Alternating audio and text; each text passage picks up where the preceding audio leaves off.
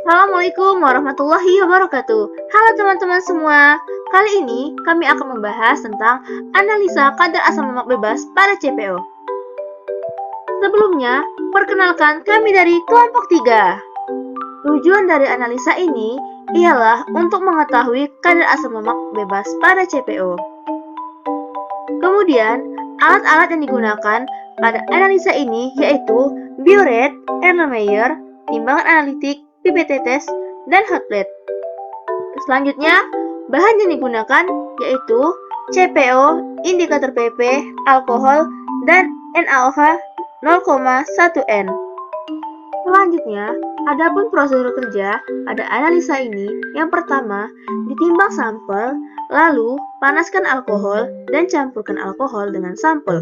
Lalu, tambahkan indikator PP sebanyak 2 tetes dan titrasi dengan larutan titar sambil digoyang-goyangkan hingga mencapai titik akhir dengan perubahan warna menjadi warna merah muda. Perhitungan kadar ALB didapat dari 25,6 dikali dengan normalitas larutan titar dikali dengan volume larutan titar yang digunakan dan dibagi berat uji contoh. Sehingga pada sampel 1 didapat hasil 14,67%, sedangkan pada sampel 2 didapat yaitu 13,09%. Pembahasan. Pada praktikum yang telah dilaksanakan, diketahui kadar asam lemak bebas yang didapat dalam berat sampel 2 gram sebanyak 14,67% dan dengan duplo sebanyak 13,09%.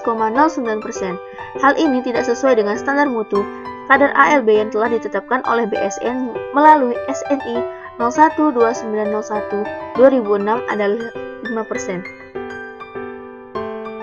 Faktor-faktor penyebab naiknya kadar ALB yaitu yang pertama, buah sawit lewat matang.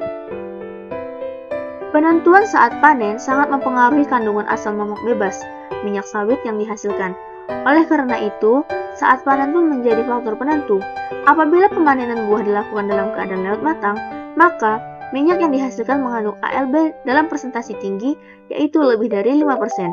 Sebaliknya, jika pemanenan dilakukan dalam keadaan buah belum matang, maka kadar ALB menjadi rendah dan nama minyak yang diperoleh juga rendah. Yang kedua, yaitu buah rusak atau luka. Pengaruh rendah atau tingginya ALB dipengaruhi oleh buah rusak atau luka. Luka pada buah kelapa sawit disebabkan oleh penanganan yang kasar yang dapat menstimulasi konversi molekul minyak menjadi FFA dengan laju yang sangat tinggi sehingga kandungan FFA meningkat dengan cepat. Selanjutnya, ada buah restan. Pengaruh buah restan disebabkan oleh pengangkutan buah yang terlambat. Keterlambatan tersebut terjadi karena jalan atau jembatan tidak dapat dilalui truk buah, serta waktu pengangkutan buah yang kurang efektif. Kondisi jalan yang tidak dapat dilalui truk dipengaruhi oleh faktor alam, yaitu curah hujan yang tinggi. Besarnya pengaruh restan bervariasi, bergantung dari umur buah. Semakin lama buah terlambat angkut atau tertimbun akan semakin memperburuk mutu buah, sekaligus meningkatkan kadar FFA dalam CPO. Lalu, rasio sterilizer. Rasio sterilizer yaitu merupakan bejana tempat sterilisasi TBS yang akan diolah. Maksudnya adalah buah yang akan diolah harus direbus dahulu menggunakan steam atau uap dengan tekanan 1,5 hingga 3,0 bar, temperatur 135 hingga 140 derajat Celcius, dan waktu perebusan dari 60 hingga 75 menit. Dengan tekanan, waktu dan temperatur tersebut diharapkan TBS akan lunak sehingga memudahkan pelaksanaan proses selanjutnya. Fungsi dari stasiun ini adalah untuk menonaktifkan enzim lipase yang bertindak sebagai katalisator dalam pembentukan FFA. Dan yang terakhir ada lama penyimpanan pada tangki timbun. Tangki timbun berfungsi sebagai tempat penampungan slug sebelum dialirkan ke buffer tank.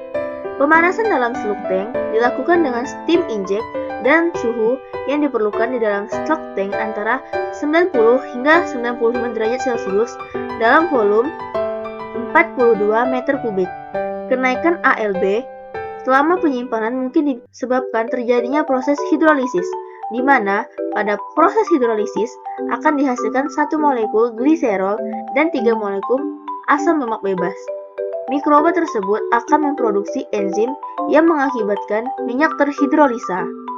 Kesimpulan, berdasarkan praktikum yang telah dilakukan, diketahui ALB pada sampel 1 yaitu 14,67% dan pada sampel 2 yaitu 13,09%. Terjadinya kenaikan ALB pada CPO disebabkan oleh beberapa hal, diantaranya yaitu buah sawit yang lewat matang, buah rusak atau luka, buah restan, pengaruh dari stasiun sterilizer, dan pengaruh lamanya penyimpanan pada tangki timbun. Sekian pemaparan dari kelompok kami, semoga bermanfaat. Jangan lupa like, comment, and subscribe. See you next video guys, bye!